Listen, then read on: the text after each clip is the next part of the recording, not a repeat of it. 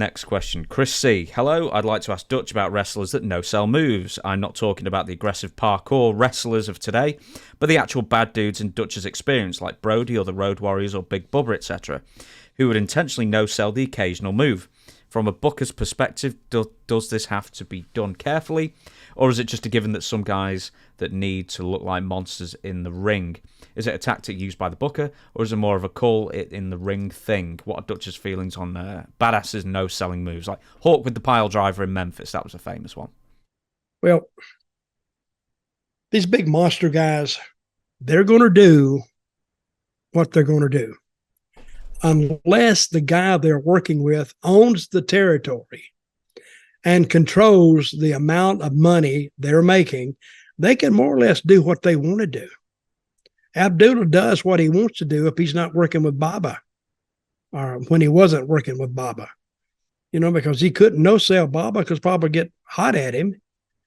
But anybody else, Abdullah would just keep charging.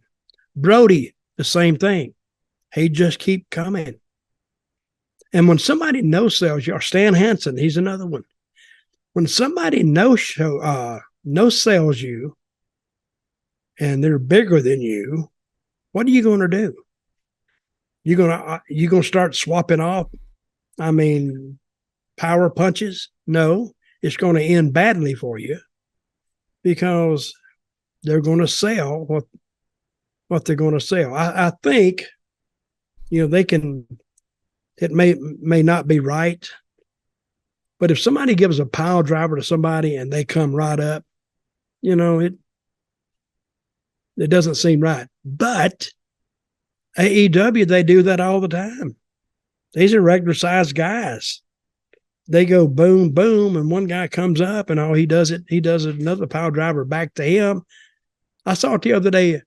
They each gave each other 4 pile drivers, and neither one of them have yet to sell it. It's been weeks. So there's nothing you can do if the guy's just not going to sell it.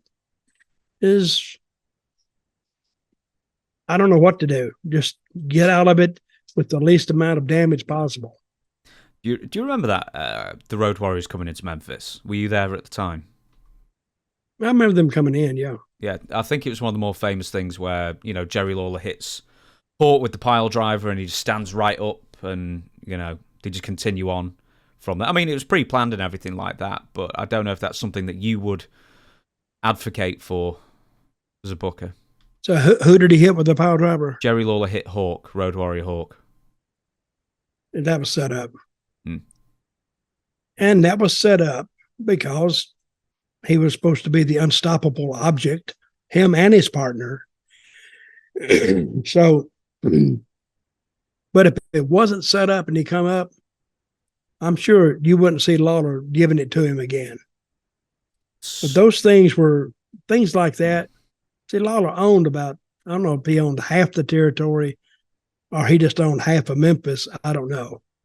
But that was set up because Lawler booked the thing and he booked it. He booked it to suit himself. He did a great job with it. I'll say that. Did you see that thing a couple of weeks ago where I can't remember who it is? It might have been Orange Cassidy and someone who they hit each other with like 4 Canadian destroyers.